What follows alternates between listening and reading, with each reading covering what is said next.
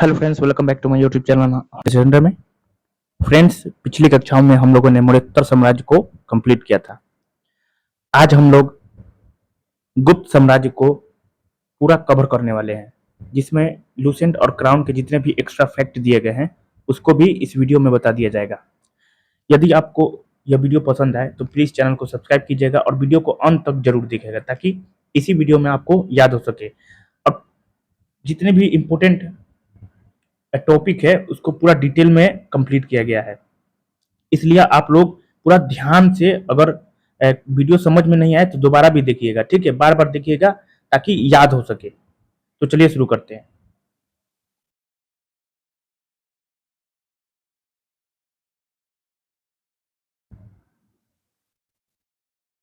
गुप्त साम्राज्य क्या हो जाएगा? गुप्त साम्राज्य। गुप्त साम्राज्य का जो काल है ये भी इंपॉर्टेंट होता है, बार बार पूछता है। 240 ईसा पूर्व से 550 ईसा पूर्व, है ना? 240 ईस्वी से 550 ईस्वी तक, है ना? गुप्त साम्राज्य का जो काल है ये 240 ईस्वी से 550 ईस्वी। याद हो गया? एक मौर्य साम्राज्य। मौर्य साम्राज्य के पतन के बाद, जो मौर्य साम्राज्य के पतन के बाद लंबे समय तक भारत एक शासन सूत्र के अंतर्गत नहीं आ सका। इस राजनीतिक विघटन का सामना करने के लिए मुख्य रूप से तीसरी शताब्दी में, याद रखना, तीसरी शताब्दी में भारत के तीन कोनों से तीन नए राजवंश का उदय हुआ। ठीक है?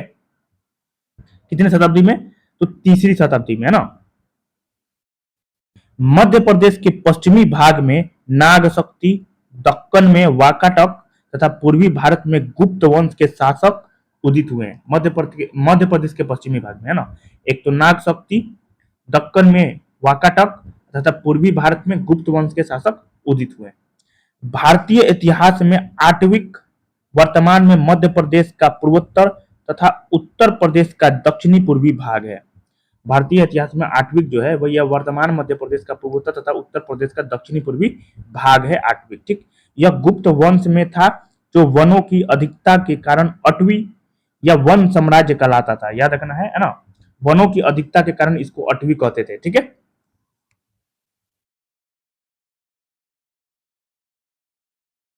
गुप्त वंश का उदय तीसरी शताब्दी के अंत में प्रयाग के निकट कौशाम्बी में हुआ। याद रखना है, गुप्त वंश का जो उदय हुआ ये तीसरी शताब्दी में हुआ था। ठीक है? तीसरी शताब्दी के अंत में प्रयाग के निकट कौशाम्बी में हुआ। प्रयाग का मतलब इलाहाबाद, है ना? इलाहाबाद के निकट कौशाम्बी में हुआ। गुप्त वंश का आरंभिक राज्य उत्तर प्रदेश और बिहार में था, है ना? जो आरंभिक राज्य था ये कहाँ कहाँ था? उत्तर प्रदेश और बिहार में था, क्योंकि आरंभिक गुप्त मुद्राएं और अभिलेख मुख्यतः उत्तर प्रदेश में पाए गए हैं। संभवतः गुप्त लोग जो है कुषाणों के सामंत थे, है ना? एक यहाँ से क्वेश्चन बन सकता है कि गुप्त लोग किसके सामंत थे? तो कुषाणों के सामंत थे। ये याद रखना है आप लोगों को, ठीक है? कि गुप्त लोग जो थे ये कुषाणों के सामंत थे। कुषाणों के पतन के बाद से लेकर गुप्तों के उदय के पहले का काल राजनीतिक दृष्टि से विकेंद्रीकरण तथा विभाजन का काल माना जाता है ना? जो गुप्त काल था ये विकेंद्रीकरण तथा विभाजन का काल माना जाता है ना? गुप्त वंश का संस्थापक श्रीगुप्त था, है ना? श्रीगुप्त था 240 से 280 ईस्वी। इसने महाराज की उपाधि धारण की। याद रखना है, श्रीगुप्त ने कौन सा उपाधि धारण की थी? महाराज की उपाधि धारण की थी। ठीक है? क्योंकि महाराज उस समय सामंतों की उपाधियां थी, है ना? याद रखना है कि महाराज जो है उस समय आपका सामंतों की उपाधि थी। एक और याद रखना है कि जो श्रीगुप्त जो है, श्रीगुप्त को आदिराज, महाराज और आदिराज भी कहा गया है ना? श्रीगुप्त को आदिराज या महाराज भी मतलब की उपाधि धारण किया गया था, है ना? श्रीगुप्त को आदिराज और महाराज भी कहा गया है। कहा? तो याद रखना है कौन सा अभिलेख है? तो प्रभावती गुप्ता का पूना ताम्रपत्रा अभिलेख में कहा गया है ना? आदिराज कहा गया। किसको? श्रीगुप्त को। कौन सा अभिलेख? प्रभावती गुप्ता के पूना ताम्रपत्रा अभिलेख में श्रीगुप्त को क्या कहा गया है? आदिराज कहा गया है। ये आप लोगों को बिल्कुल याद रखना है। ठीक है? चीनी यात्री इत्सिंग के अनुसार श्रीगुप्त ने पाटलिपुत्र में मंदिर का निर्माण करवाया। याद रखना है, इत्सिंग के अनुसार श्रीगुप्त ने पाटलिपुत्र में मंदिर का निर्माण करवाया। श्रीगुप्त का उत्तराधिकारी कौन था? घटोत्कच, है ना? घटोत्कच था। याद रखना है कि श्रीगुप्त का जो उत्तराधिकारी था ये क्या था? कौन था? ही आपको घटोत्कच था, है ना। अब आया चंद्रगुप्त प्रथम। चंद्रगुप्त प्रथम, इसका काल याद रखना है 319 ईस्वी से 335 ईस्वी, है ना। चंद्रगुप्त प्रथम का काल क्या हो जाएगा, 319 ईस्वी से 335 ईस्वी। गुप्त वंश का वास्तविक संस्थापक जो है ये चंद्रगुप्त प्रथम को कहा गया है ना। इसको कहा गया चंद्रगुप्त प्रथम को वास्तविक संस्थापक माना जाता है गुप्त वंश का। इसने महाराज धीराज की उपाधि धारण की थी, है ना। महाराज की उपाधि किसने की धारण की थी, तो श्रीगुप्त ने, या आदिराज भी कहा जाता है श्रीगुप्त को, है ना। याद रखना है आदिराज। आदिराज किस लेख में, अभिलेख में कहा गया है, तो पूना के ताम्रपत्रा अभिलेख में कहा गया है, ठीक है, कि श्रीगुप्त को आदिराज कहा गया है ना। चंद्रगुप्त चंद्रगुप्त प्रथम को महाधीराज की उपाधि धारण किया था, है ना। महाराज धीराज कहा गया है चंद्रगुप्त प्रथम को, ठीक है। इसने लिच्छवी राजकुमारी कुमार देवी से विवाह किया, है ना, कुमार देवी से विवाह किया। इसमें एक नए संवत 319-320 ईस्वी में गुप्त संवत चलाने का श्रेय भी दिया जाता है। कि यहाँ से क्वेश्चन बन सकता है कि गुप्त संवत चलाने का श्रेय किसको दिया जाता है, तो चंद्रगुप्त प्रथम को दिया जाता है, ठीक है। कब, 319 से 320 ईस्वी में, है ना। इसने सर्वप्रथम चांदी की मुद्राएं, वो राजा रानी प्रकार के सिक्के, एक तो चांदी की मुद्राएं, दूसरा क्या हो जाएगा, राजा रानी प्रकार के सिक्के, विवाह प्रकार के सिक्के, श्री सिक्के चलाए, है ना। चांदी की मुद्राएं, राजा रानी प्रकार का सिक्का, विवाह प्रकार का सिक्का, श्री सिक्का किसने चलाया था, चंद्रगुप्त प्रथम ने चलाया था, ये याद रखना है। चंद्रगुप्त प्रथम को महाराज धीराज की उपाधि धारण किया था। चंद्रगुप्त प्रथम जो है ये महाराज धीराज की उपाधि धारण किया था, ये आप लोगों को बिल्कुल याद रखना है, ठीक है।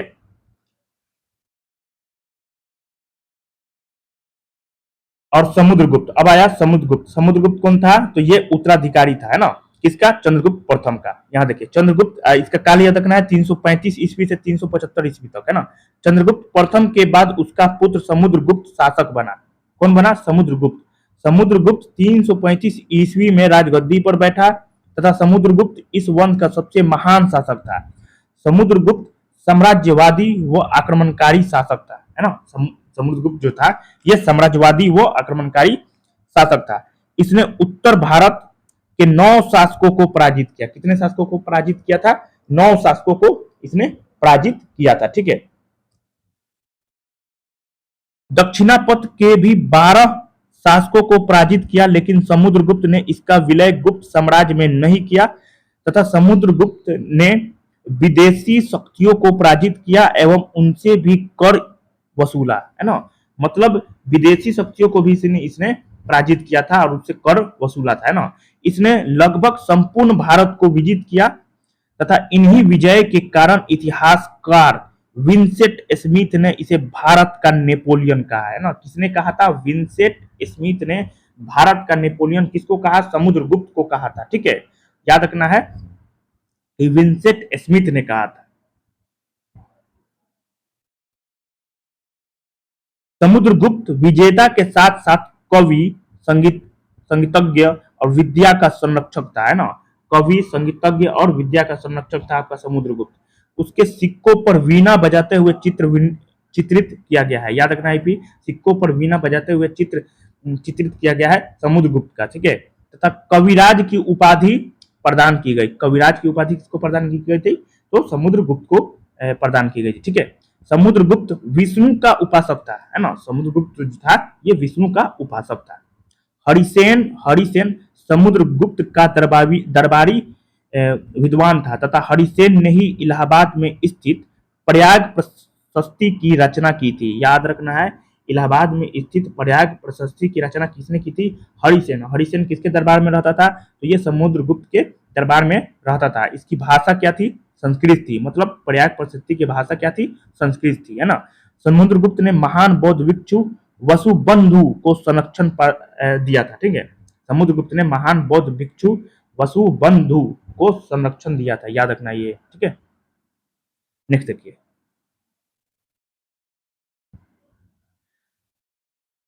रामगुप्त के समय शक शासक रुद्रसिंह तृतीय ने आक्रमण किया एवं उसकी पत्नी ध्रुव देवी को अपने शिविर में भेजने की मांग की, तो इसकी सूचना चंद्रगुप्त द्वितीय को मिलने पर उसने एक षड्यंत्र रचा और स्वयं ध्रुव देवी के वेश में रुद्रसिंह तृतीय के शिविर में जाकर उसकी हत्या कर दी। ध्रुव देवी से विवाह किया, रामगुप्त की भी हत्या कर दी और राजगद्दी पर बैठ गया। ठीक है, कौन? तो चंद्रगुप्त द्वितीय है ना।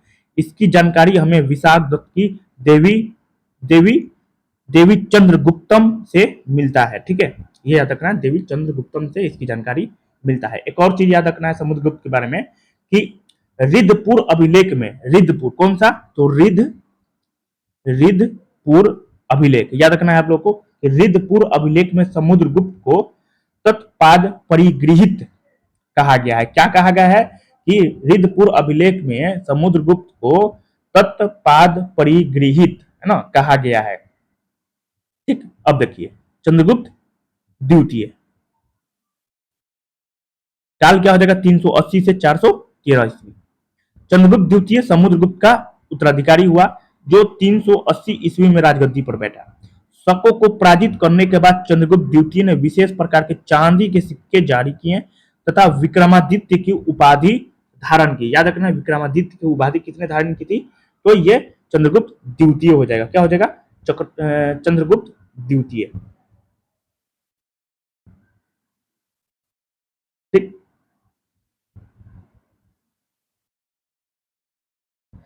इसने अपनी पुत्री प्रभावती गुप्ता का विवाह वाकाटक नरेश रुद्र सेन से किया। कालिदास को भारत का शेक्सपियर कहा है।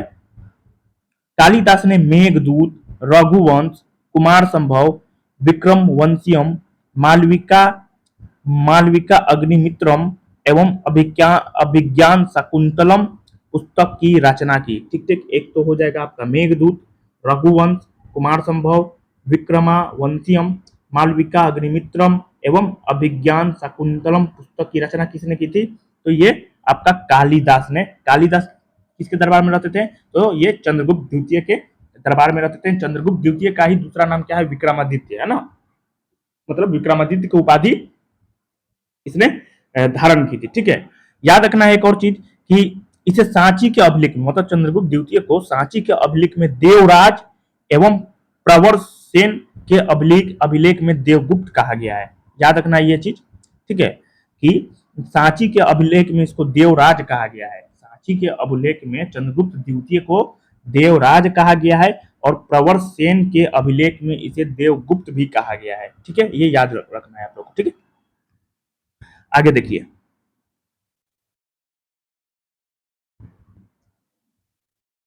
अभिज्ञान शकुंतलम पुस्तक में राजा दुष्यंत एवं शकुंतला की प्रेम विरह कथा है। ठीक है, यह दूसरी भारतीय पुस्तक है जिसका 40 विदेशी भाषाओं में अनुवाद किया है। पंचतंत्र पुस्तक का संकलन गुप्त काल में किया गया। इसके लेखक पंडित विष्णु शर्मा हैं। ठीक है, गुप्त काल का महान ज्योतिष एवं खगोल शास्त्री वराहमिहिर था। कौन था? वराहमिहिर। गुप्त काल में सोने के सिक्के को दिनार कहा जाता था। क्या कहा जाता था? दिनार। चंद्रगुप्त द्वितीय मेहरौली में लौह स्तंभ का निर्माण कराया। याद रखना है कि मेहरौली में जो लौह स्तंभ का निर्माण किसने कराया था? चंद्रगुप्त द्वितीय ने करवाया था। ठीक है, जो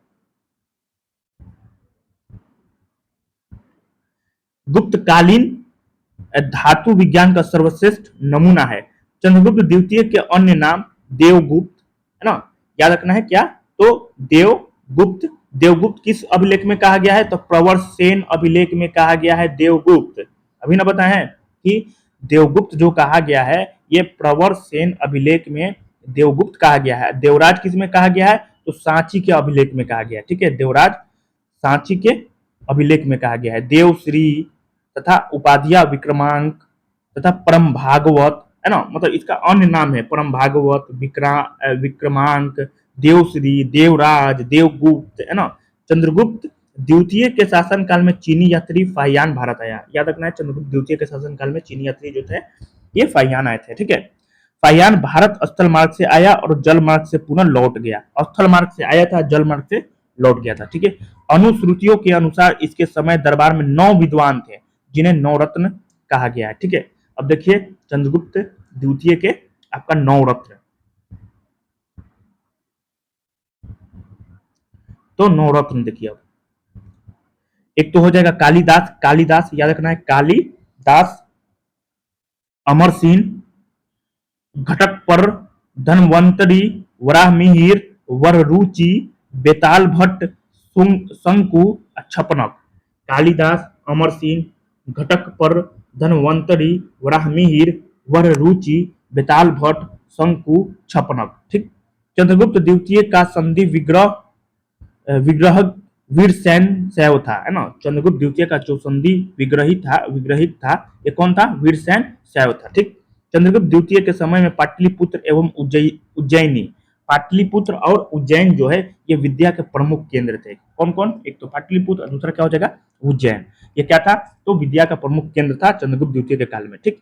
चंद्रगुप्त द्वितीय ने उज्जैनी को दूसरी राजधानी बनाया था, ये भी इंपॉर्टेंट हो गया। ठीक है। चंद्रगुप्त द्वितीय ने उज्जैनी को दूसरी राजधानी बनाया था। ठीक है।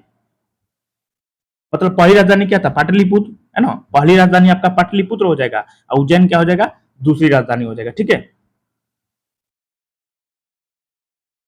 चंद्रगुप्त द्वितीय ये भी क्या था? तो वैष्णव था, है ना। मतलब विष्णु की पूजा करता था। ठीक है। उसे परम भागवत भी कहा जाता है ना। ये याद रखना है, चंद्रगुप्त द्वितीय को परम भागवत भी कहा जाता है क्योंकि ये विष्णु का उपासक था, है ना। ये याद आप लोगों को रखना है कि चंद्रगुप्त द्वितीय को परम भागवत भी कहा गया। ठीक है। अब आ गया कुमारगुप्त महेंद्रादित्य, है ना। महेंद्रादित्य की उपाधि इसने कुमारगुप्त ने, है ना, इसलिए महेंद्रादित्य भी कहा गया है कुमारगुप्त को। कुमारगुप्त महेंद्रादित्य, महेंद्रादित्य को उपाधि धारण किया था। ठीक है। काल क्या हो जाएगा? चंद्र 415 ईस्वी से 454। चंद्रगुप्त द्वितीय के बाद कुमारगुप्त महेंद्रादित्य राजगद्दी पर बैठा। विल्सड अभिलेख से कुमारगुप्त के शासन की प्रथम तिथि 415 ईस्वी ज्ञात होती है। याद रखना है, विल्सड अभिलेख जो है किससे संबंधित है? तो कुमारगुप्त प्रथम से संबंधित है। ठीक है।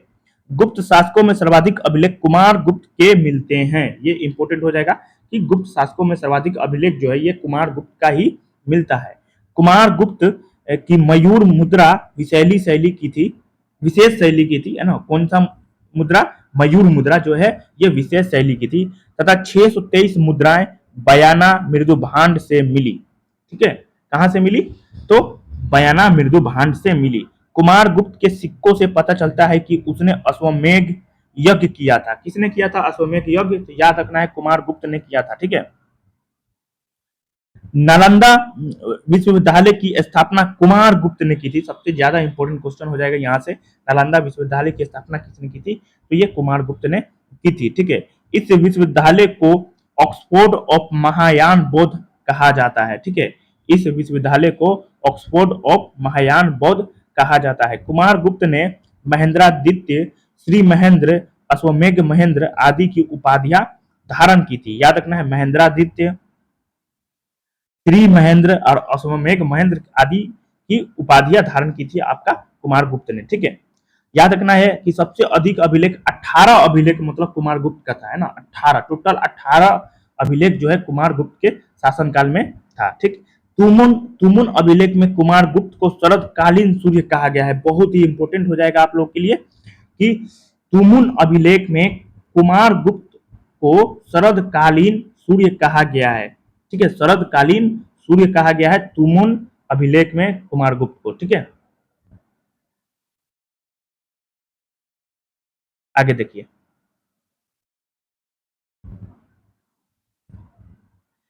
स्कंदगुप्त के भीतरी लेख से जानकारी मिलती है कि कुमारगुप्त के समय पुष्यमित्रों का आक्रमण हुआ, जिनसे निपटने के लिए कुमारगुप्त ने अपने पुत्र स्कंदगुप्त को भेजा और पुष्यमित्रों को पराजय का सामना करना पड़ा। ठीक है।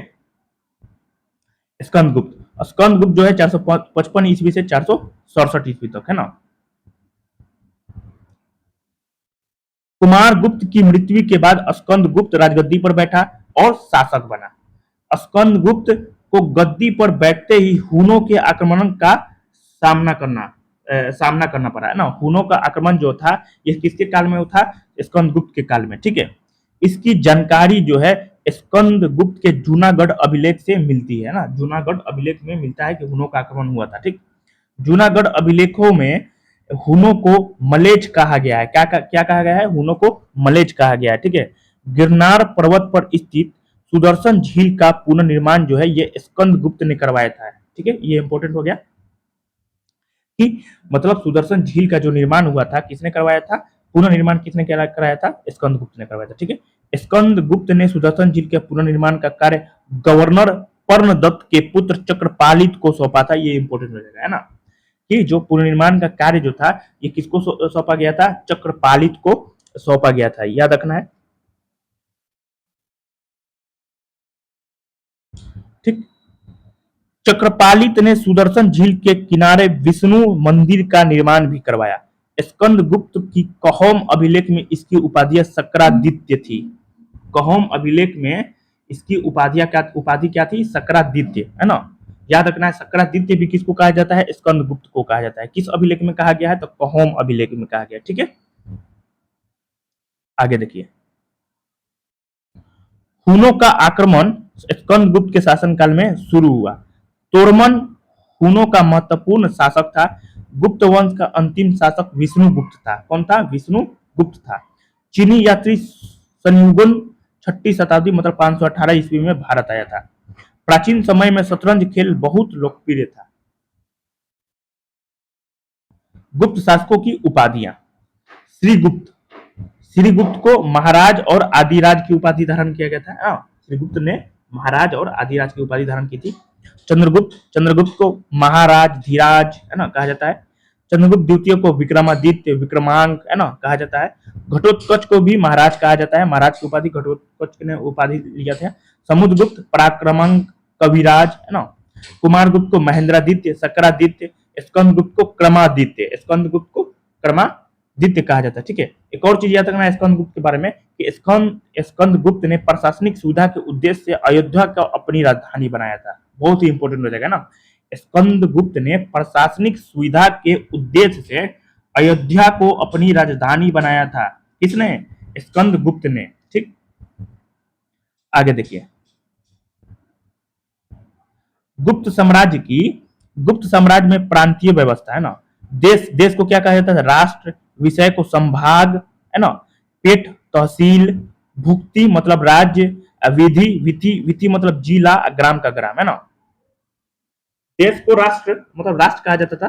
विषय मतलब संभाग, है ना, विषय क्या हो जाएगा? संभाग। पेट तहसील, भुक्ति मतलब राज्य, विधि मतलब जिला, ग्राम को ग्राम कहा जाता है ना। पदाधिकारियों के सर्वश्रेष्ठ वर्ग को कुमारा मात्य कहा जाता है। याद रखना है, पदाधिकारियों के सर्वश्रेष्ठ वर्ग को क्या कहा जाता है? कुमारा मात्य कहा जाता है। ठीक है, गुप्त काल में कुमार गुप्त के दामोदरपुर ताम्रपत्र में भूमि भूमि बिक्री संबंधी अधिकारियों के क्रियाकलापों का वर्णन है। कहा? तो कुमार गुप्त के दामोदर पुत्र ताम्रपत्र में ऐसा का मतलब लिखा हुआ है। ठीक, आगे देखिए, गुप्त काल में भूमि संबंधी करों की संख्या बढ़ गई लेकिन वाणिज्य करों की संख्या घटी। गुप्त काल में भू राजस्व 1/4 से 1/6 भाग लिया जाता था। याद रखना, 1/4 से 1/6 भाग लिया जाता था। करों की अदायगी दोनों रूपों मतलब हिरण्य मतलब नगद और में मतलब अन्न में की जाती थी। मतलब हिरण्य और में की जाती थी। ठीक है, कुछ प्रमुख करों के नाम, जैसे भाग क्या था? ये कर था। ठीक है, भूमि उपज का 1/6 भाग, है ना। उदंग एक प्रकार का भूमि कर, एक भाग था, एक उदंग था। ये सब कर का भाग है ना, कर के प्रकार है। भोग भी क्या है? आपका कर है ना। राजा को प्रतिदिन दी जाने वाली फल फूल आदि की भेंट, ये क्या? भोग। ऊपरी कर एक प्रकार का भूमि कर था। ऊपरी कर क्या था? एक प्रकार का भूमि कर था। भूतावात प्रत्यय विदेशी वस्तुओं के आयात पर लगने वाला कर क्या कहलाता था? भूतावात प्रत्यय। विदेशी वस्तुओं के आयात पर लगने वाला कर क्या कहलाता था? भूतावात प्रत्यय। शुल्क, सीमा बिक्री की वस्तुओं आदि पर लगने वाला कर ये क्या कहलाता था? शुल्क कहलाता था। ठीक है, हलिव कर, हल कर या हल दंड, हल रखने वाले प्रत्येक कृषक द्वारा जो कर लिया जाता था उसको क्या कहा जाता था? हलिव कर, हल कर या हल दंड कहा जाता था। ठीक है, मंदसौर अभिलेख में रेशम बुनकर की श्रेणी द्वारा विशाल सूर्य मंदिर के निर्माण का उल्लेख मिलता है। सभी व्यापारिक मार्ग उज्जैन में आकर मिलते थे। ठीक है, कहाँ मिलते थे? उज्जैन में मिलते थे। ठीक,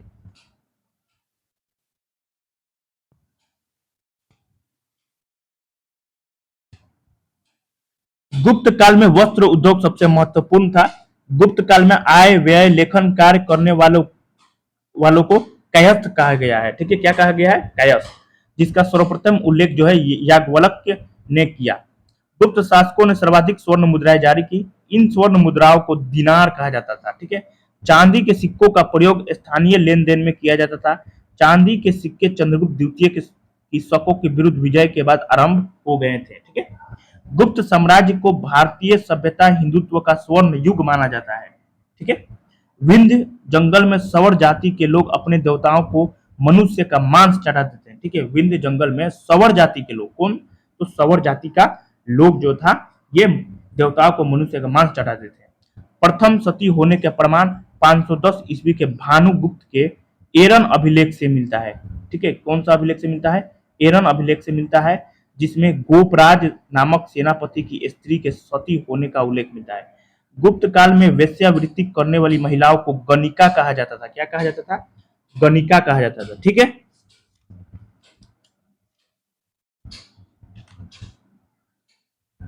गुप्त शासकों का व्यक्तिगत धर्म वैष्णव धर्म था।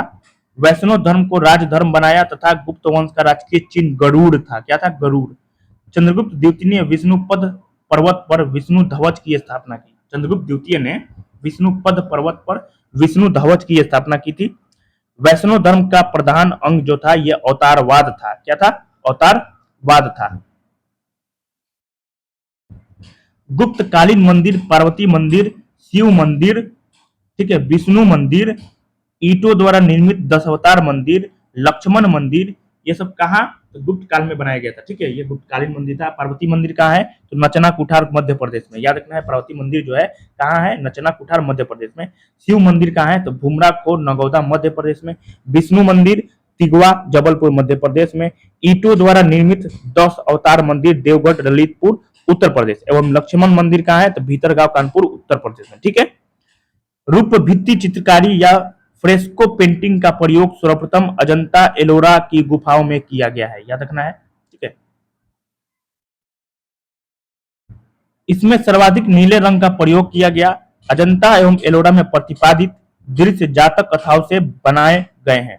अजंता की गुफा महाराष्ट्र में है। इनकी संख्या 29 है। वर्तमान में केवल 6 ही शेष है, जिसमें गुफा संख्या 16, 17, 19 गुप्तकालीन है, जिसमें गुफा 16 में मरनासन राजकुमारी का चित्र है। ये याद रखना है कि गुफा नंबर 16 में जो है मरनासन राजकुमारी का चित्र गया है। ठीक है, गुफा संख्या 17 के चित्र को चित्रशाला कहा गया है।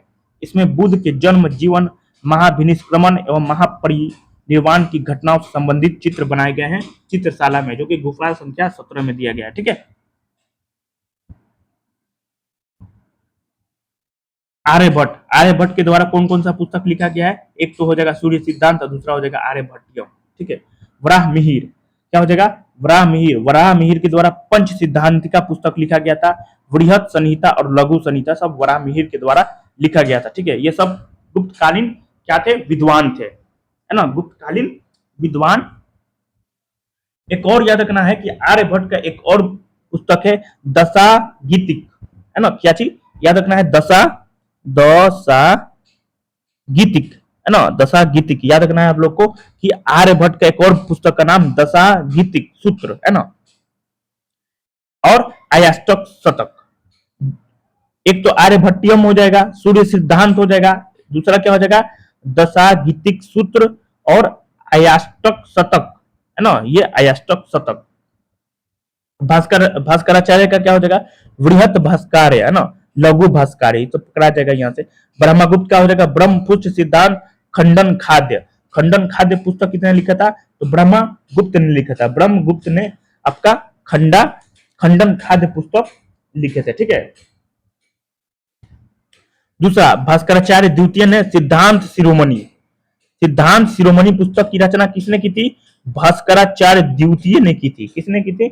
भास्कराचार्य द्वितीय ने। वाग्भट के द्वारा अष्टांग हृदय पुस्तक किसने लिखा था? तो अष्टांग हृदय पुस्तक वाग्भट ने लिखा था। हस्ती आयुर्वेद, याद रखना है, हस्ती आयुर्वेद पुस्तक किसने लिखा था? पलकानव ने लिखा था। किसने लिखा था? पलकानव ने। हस्ती आयुर्वेद पुस्तक किसने लिखा था? पलकानव ने लिखा था। अमरकोश पुस्तक किसने लिखा था? तो अमर सिंह ने लिखा था। ठीक है, काव्य मीमांसा पुस्तक किसने लिखा था? याद रखना है, काव्य मीमांसा पुस्तक जो था ये राजशेखर ने लिखा था। काव्य मीमांसा पुस्तक राजशेखर ने लिखा था। रावण वध पुस्तक किसने लिखा था? रावण वध पुस्तक जो था वत्स भट्टी के द्वारा लिखा गया था। रावण वध पुस्तक जो था ये वत्स भट्टी के द्वारा लिखा गया था। ठीक है, रावणार्जुनियम याद रखना है।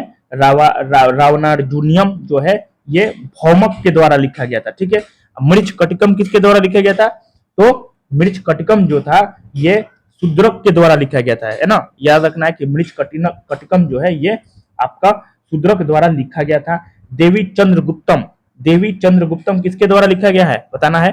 देवी चंद्रगुप्तम जो है ये विशाख दत्त के द्वारा लिखा गया है। ठीक है, हर्षचरित किसके द्वारा लिखा गया था? हर्षचरित जो है किसके द्वारा लिखा गया था इसको कमेंट में बताना है आप लोगों को। ठीक है, सबकी रचना जो था गुप्त काल में हुआ था, है ना। आर्यभट्ट गुप्त काल के सबसे बड़े गणितज्ञ थे। पृथ्वी की त्रिज्या का मान बताया तथा गणित व खगोल शास्त्र को अलग किया। वराहमिहिर ने फलित ज्योतिष पर बल दिया, मतलब कुंडली पर बल दिया था। फलित ज्योतिष पर किसने बल दिया था? वराहमिहिर ने। गुप्तकालीन साहित्य, कला और साहित्य के विकास की दृष्टि से गुप्त काल को भारतीय इतिहास का क्लासिकल युग अथवा स्वर्ण युग कहा गया है। ठीक है, क्या कहा गया है? स्वर्ण युग कहा गया है। ठीक, धार्मिक साहित्य रामायण व महाभारत के अंतिम रूप का संपादन भी गुप्त काल में ही हुआ था। ठीक,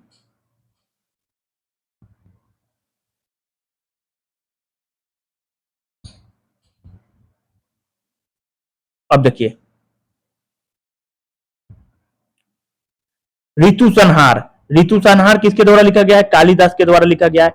कुमार संभव कालिदास के द्वारा लिखा गया है। मालविकनाग्निमित्रम कालिदास के द्वारा लिखा गया है। अभिज्ञान शाकुंतलम कालिदास के द्वारा लिखा गया है। अभिज्ञान शाकुंतलम जो है कालिदास के द्वारा लिखा गया है। एक और चीज याद रखना है, विक्रमोवंशियम, विक्रमोवंशियम किसके द्वारा लिखा गया है? कालिदास के द्वारा लिखा गया। ठीक है, विक्रमोवंशियम जो है कालिदास के द्वारा लिखा गया है। रघुवंश कालिदास के द्वारा लिखा गया है। मेघदूत कालिदास के द्वारा लिखा गया है। मेघदूत किसके द्वारा लिखा गया है? कालिदास के द्वारा लिखा गया है। ठीक है, रघुवंश, मेघदूत, विक्रमवंशियम कालिदास के द्वारा लिखा गया है। अभिज्ञान शाकुंतलम, मालविकनागिनित्रम, कुमार संभव, ऋतु संहार ये सब कालिदास के द्वारा लिखा गया है। रत्नावली, रत्नावली हर्षवर्धन, प्रियदर्शिका, नागानंद ये हर्षवर्धन के द्वारा लिखा गया है। नागानंद, प्रियदर्शिका, रत्नावली। ठीक, देवी चंद्रगुप्तम, देवी चंद्रगुप्तम विशाख दत्त के द्वारा। मुद्रा राक्षस विशाख दत्त के द्वारा। पंचतंत्र विष्णु शर्मा के द्वारा लिखा गया है। चारु दत्त, क्या हो जाएगा?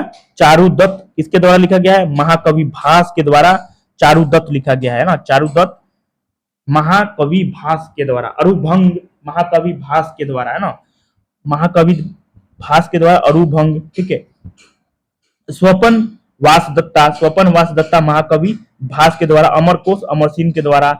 नीतिसार, नीतिसार जो है कामंदक के द्वारा, कामंदक के द्वारा नीतिसार पुस्तक लिखा गया था। ठीक है, योगाचार पुस्तक किसके द्वारा लिखा गया था? असंग व वसुबंधु के द्वारा। कृतार्जुनियम भारवी के द्वारा लिखा गया था। 10 कुमार चरितम दंडिन के द्वारा लिखा गया। 10 कुमार चरित्र पुस्तक किसके द्वारा? दंडिन के द्वारा। रावण वध किसके द्वारा लिखा गया? वत्स भट्टी के द्वारा। न्याय अवतार किसके द्वारा लिखा गया? चिदसेन के द्वारा। चरक संहिता किसके द्वारा लिखा गया है? चरक के द्वारा। कामसूत्र किसके द्वारा लिखा गया है? वात्स्यायन के द्वारा। चंद्र व्याकरण किसके द्वारा लिखा गया है? चंद्रभूमि के द्वारा। ठीक है, किसके द्वारा? तो चंद्रभूमि के द्वारा। ठीक, ये सब आप लोग को याद रखना है। ठीक।